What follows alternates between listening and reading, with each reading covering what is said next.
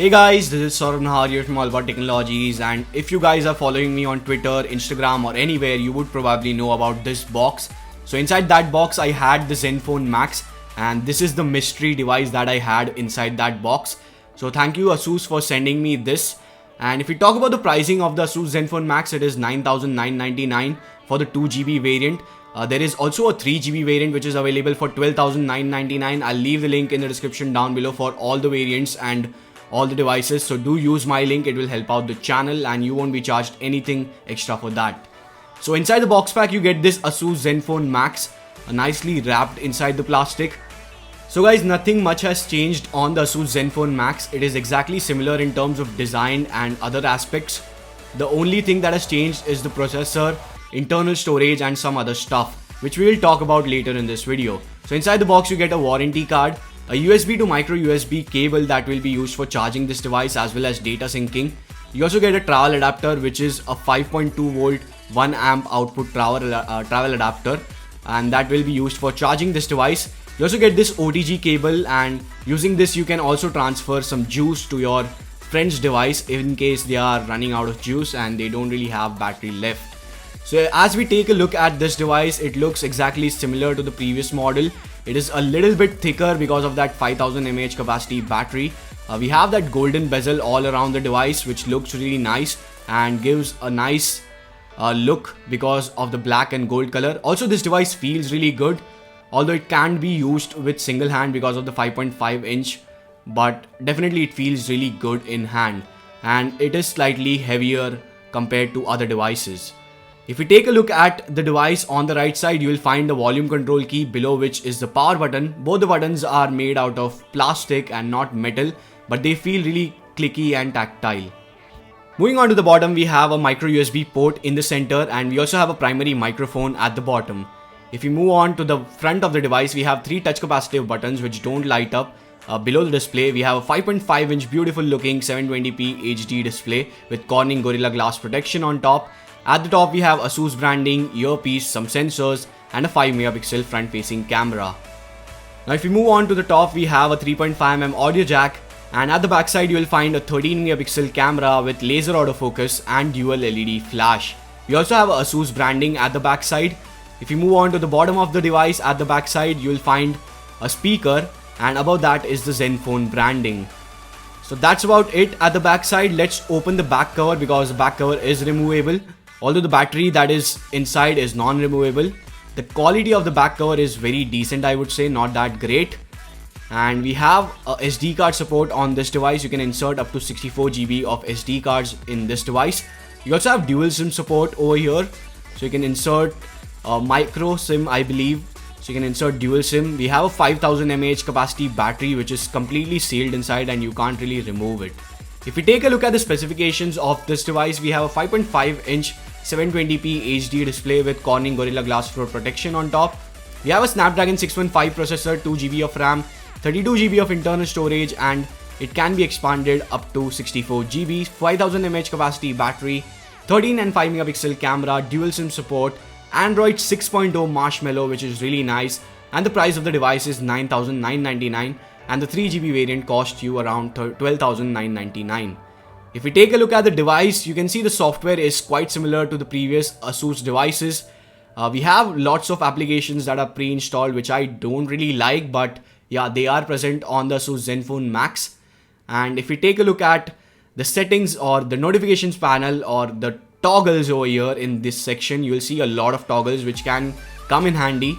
If we go into the settings, let's go into About Phone.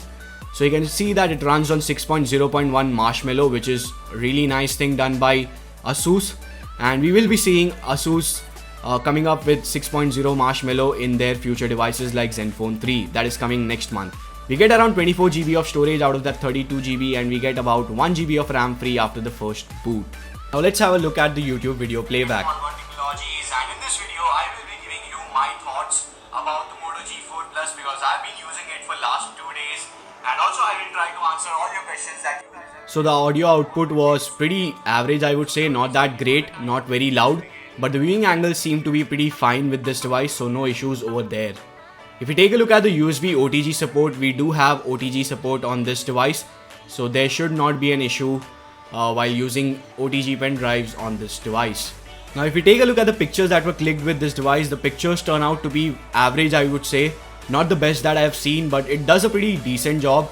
You won't be disappointed with this camera because you can see some sharpness and details and everything. Color reproduction is pretty good, so there is no major issue or complaints with the camera. It does a pretty average job, I would say. The front facing camera makes your pictures look slightly softer, so you have to definitely make sure that you turn on auto mode and not the beauty mode, and then it will look something like this. If we take a look at the gaming, the time is 12:21, the battery is at 15%. Let's play Asphalt 8. You can see the temperature is currently at 33 to 34 degrees on the device, so that is pretty normal.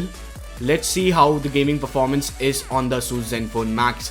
So it is having that controversial Snapdragon 615 processor, and you can see the gaming performance is not that great when it comes to Asphalt 8. I can not have the smoothest gameplay experience in the highest possible graphical settings, so that is how it is. The gaming performance was not that great when it comes to Asphalt 8 on max graphic settings.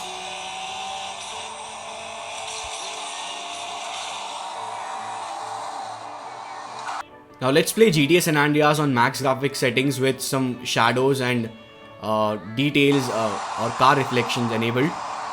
So you can see that the gameplay of GTA San Andreas is comparatively better to the Asphalt 8. It is playable and good enough. If you turn off like shadows and if you play on max high graphic settings, it will definitely work much better compared to the max graphic settings. So I would definitely recommend you to play games on this device on medium graphic settings and not at the highest, because the games that I was playing on high graphic settings had some issues. Now I am playing Modern Combat 5, and here also the game was working perfectly fine. It was playable, but I did notice some frame drop or minor lags here and there, so that has to be kept in your mind.